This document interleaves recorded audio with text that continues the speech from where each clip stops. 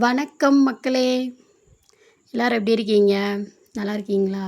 நம்ம வீடியோவுக்கு ஒரு லைக் போட்டு சப்போர்ட் பண்ணுங்கள் மக்களே! வீடியோவை முழுசாக பாருங்கள்.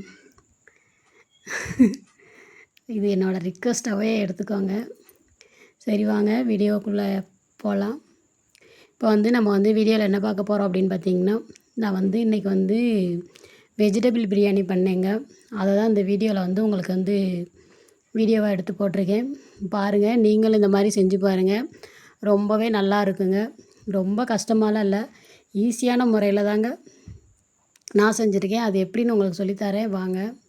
இப்போ பார்த்திங்கன்னா, ஒரு வடை சட்டியில் எண்ணெய் ஊற்றிக்கிட்டு, உங்கள் வீட்டில் என்ன இருக்கோ அதை யூஸ் பண்ணிக்கோங்க. நான் இப்படி தாங்க வைப்பேன். ஒரு வடை சட்டியில் எண்ணெய் ஊற்றிக்கிட்டு கொஞ்சம் சோம்பு போடுவேங்க. சோம்பு போட்டு வெங்காயம் பார்த்திங்கன்னா, பிரியாணிக்கு எப்போயுமே பல்லாரி வெங்காயம் தாங்க போடுவோம். பல்லாரி வெங்காயம் ஒரு 2-3 வெங்காயம், பெருசாக இருந்தால் ஒரு 2 வெங்காயம், கொஞ்சம் மீடியமாக இருந்தால் ஒரு 3 வெங்காயம் எடுத்து நல்லா நறுக்கி வச்சுட்டு, வெங்காயத்தை நல்லா கொஞ்சம் நல்லா கருகிற மாதிரி நம்ம வதக்கிக்கிறணும். வதக்கிட்டு அதுக்கு பிறகு பார்த்திங்கன்னா, இஞ்சி பூண்டு நான் மிக்சிலெலாம் அரைக்க மாட்டேங்க. இடிக்கிற உரலில் தான் வச்சு நான் இடிப்பேன். அதில் தான் இடித்து இஞ்சி பூண்டு சேர்த்துருக்கேங்க. இஞ்சி பூண்டு கொஞ்சம் நல்லா வதங்கின பிறகு பச்சை வாசனையெல்லாம் போன பிறகு அதுக்கு பிறகு பார்த்திங்கன்னா, நான் தக்காளி போடுவேன். தக்காளியும் பார்த்திங்கன்னா நல்லா வதங்கணுங்க. தக்காளி நல்லா சுருள வதங்கிட்டு அதுக்கு பிறகு பார்த்திங்கன்னா, நம்ம என்னென்ன காய் வெட்டி வச்சுருக்கோமோ அதெல்லாம் போடணும். நான் பார்த்திங்கன்னா என்னென்ன காய் போட்டேன்னா, கேரட்டு, பிறகு பீன்ஸ் பயிறு, பட்டர் பீன்ஸ் பயிறுன்னு நினைக்கிறேங்க. நான் பீன்ஸ் பயிறு தாங்க சொல்லுவேன், எனக்கு அவ்வளோதான் தெரியும். அதுக்கடுத்து உருளைக்கிழங்கு போடுவேன்.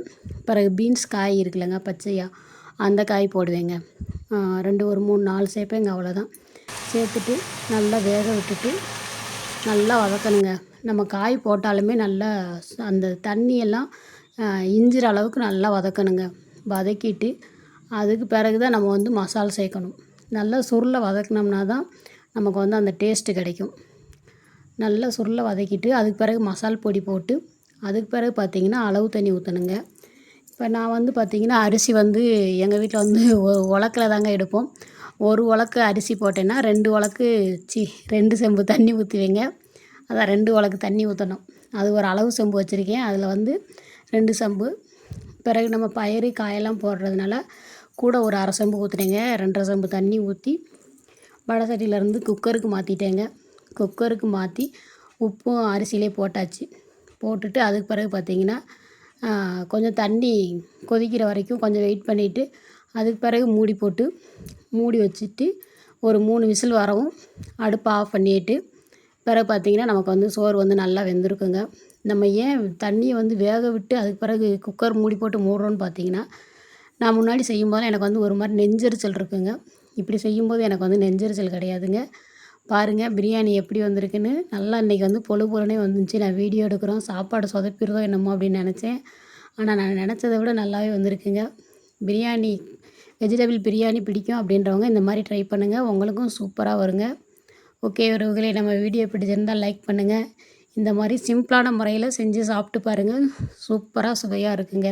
Okay bye.